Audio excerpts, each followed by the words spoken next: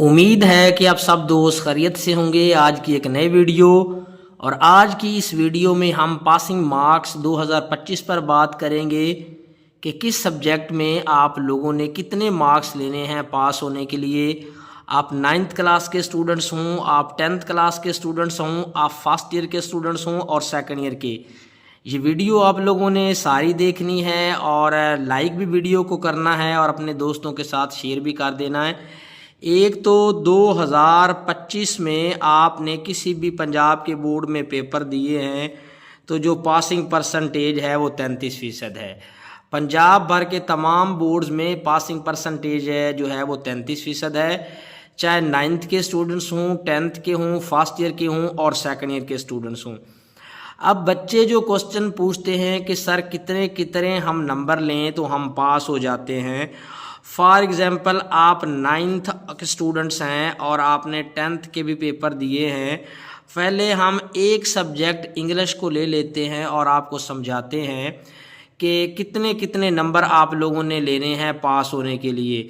यानी कि 9th की इंग्लिश का भी पेपर 75 का होता है और 10th की इंग्लिश का पेपर भी 75 का होता है।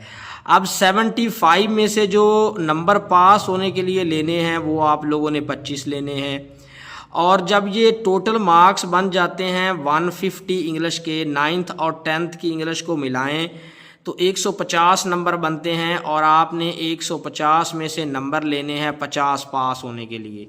अब ये 50 किस तरह आप लेंगे तो आप पास होंगे। फॉर एग्ज़ाम्पल आप 9th के स्टूडेंट्स हैं और आपने 75 नंबर का इंग्लिश का पेपर दिया है और 9th में आपके मार्क्स आ गए हैं 40 और उसके बाद आपने 10th का पेपर दिया, उसमें आपने ले लिए हैं 10 और ये मार्क्स बन जाते हैं 50। इसका मतलब है कि आप जो है ना वो पास हैं। फॉर एग्ज़ाम्पल अगर आप 9th की इंग्लिश में नंबर ले लेते हैं 50 और 10th की इंग्लिश में आपका 0 नंबर आता है, फिर भी आप जो हैं वो पास हैं क्योंकि आपके 50 नंबर बन रहे हैं। अब मसला यहाँ पर ये है कि 9th की इंग्लिश में आप लोगों ने नंबर ले लिए हैं फॉर एग्ज़ाम्पल 20। जब रिज़ल्ट आता है तो आपकी 9th की इंग्लिश जो है वो हो जाती है फेल, यानी 9th की इंग्लिश में फ़ेल हो जाते हैं। उसके बाद फिर ये जो आपकी इंग्लिश की बुक फ़ेल हुई है इसका आपने 10th क्लास के साथ एडमिशन भेजना है 9th की इंग्लिश का। फिर उसके बाद जब आप लोगों ने पेपर देने हैं फिर 9th और 10th का जब आपका रिज़ल्ट आया दोनों किताबों में मिला के अगर आपके 50 नंबर बन गए तो आप पास हो जाएंगे, चाहे 10th की इंग्लिश में आपके ज़्यादा आ जाएं या 9th की इंग्लिश में आपके ज़्यादा आ जाएं। दोनों 9th और 10th की इंग्लिश को मिला के आपके नंबर अगर 50 आते हैं तो आप पास हैं और 75 नंबर का जो पेपर है उसमें पासिंग नंबर जो हैं वो 25 आपने लेने हैं और 75 9th के और 75 10th के वो टोटल बनते हैं 150 नंबर और 150 में से आप लोगों ने नंबर पास होने के लिए लेने होते हैं 50।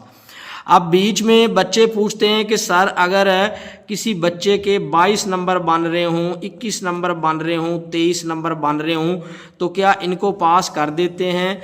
बिल्कुल जी, ज़्यादातर चांसेस जो होते हैं वो 22 और 23 और 24 नंबर वालों के होते हैं कि इनको हम 2-3 नंबर एक्स्ट्रा लगा के इनके 25 करके इनको हम पास कर देते हैं और 21 वालों के चांस बहुत ही कम होते हैं। अगर यही फार्मूला सेकंड ईयर पर चलता है, एक सब्जेक्ट और हम आपको बताते हैं, 2 सब्जेक्ट्स कर लेते हैं। फॉर एग्ज़ाम्पल आप लोगों ने पेपर दिया है फिज़िक्स का और ये फिज़िक्स का पेपर है 60 नंबर का और ये 9th का और इसी तरह का 60 नंबर का पेपर आप लोगों ने दिया है 10th का। अब 60 में से नंबर लेने हैं 20 पास होने के लिए, दोनों को मिला के आप लोगों ने नंबर लेने हैं 40, यानी 9th और 10th दोनों को मिला के नंबर लेने हैं थ्योरी के पेपर में 40 और आप पास हो जाएंगे। यानी ये 9th में जब आपने फर्स्ट टाइम पेपर दिया और आपके नंबर आ गए 18 और आप फेल हो जाते हैं। आप क्या हो जाते हैं? फेल। आप लोगों ने एडमिशन भेजना है 10th क्लास के साथ जो आपका पेपर फेल हुआ है। फिर 9th और 10th को मिला के अगर दोनों के 40 नंबर बन रहे हैं तो आप पास हो जाएंगे, चाहे 9th में आपके कम आ गए हैं, 10th में ज़्यादा आ गए हैं या 10th में कम आए हैं 9th में ज़्यादा आए हैं तो आप पास हो जाएंगे, कोई मसला नहीं है। अब जो प्रैक्टिकल होता है 9th और 10th की फिजिक्स का वो 30 नंबर का होता है। 30 में से कम आप लोगों ने 10 नंबर लेने होते हैं। अगर आप लोगों के नंबर जो हैं वो 46 आ जाते हैं थ्योरी में, आप प्रैक्टिकल में 4 नंबर भी लेते हैं और आपके 50 नंबर बन जाते हैं तो बोर्ड्स के रूल के मुताबिक आपको पास कर दिया जाएगा, आप फेल नहीं होंगे। अगर आपका पेपर 100 नंबर का होता है तो 100 में से आप लोगों ने पास होने के लिए नंबर लेने होते हैं 33। आप फर्स्ट ईयर के स्टूडेंट्स हैं या सेकंड ईयर के स्टूडेंट्स हैं तो वो पेपर 100 नंबर का होता है और 100 में से आप लोगों ने 33 नंबर पास होने के लिए लेने हैं। अगर कोई बच्चा 30 नंबर तक ले लेता है तो 3 नंबर हम उसको अजाफी अपने पास से लगाते हैं और पास कर देते हैं। इसी तरह 9th की इस्लामियात और 10th क्लास की इस्लामियात का 10th की पाकिस्तान स्टडी का पेपर भी 100 नंबर का होता है तो उसमें से भी 33 नंबर आप लोगों ने लेने हैं पास होने के लिए। यानी दोनों को मिला के अगर आप 33 मार्क्स ले लेते हैं, यानी पेपर 200 मार्क्स का होता है तो 200 में से आप लोगों ने पासिंग मार्क्स 66 लेने हैं 200 में से। तो आपने दोनों सब्जेक्ट्स को मिला के लेने हैं। अगर फर्स्ट ईयर में कम आते हैं, सेकंड ईयर में ज़्यादा आ जाते हैं तो आप पास हैं। सेकंड ईयर में ज़्यादा आते हैं, फर्स्ट ईयर में कम आ जाते हैं लेकिन आपके नंबर 66 बन रहे हैं तो आप पास हैं। और आप ये भी जानते हैं कि जो फर्स्ट ईयर का साइंस सब्जेक्ट का पेपर होता है वो 85 का होता है और 85 में से आप लोगों ने नंबर लेने होते हैं 28।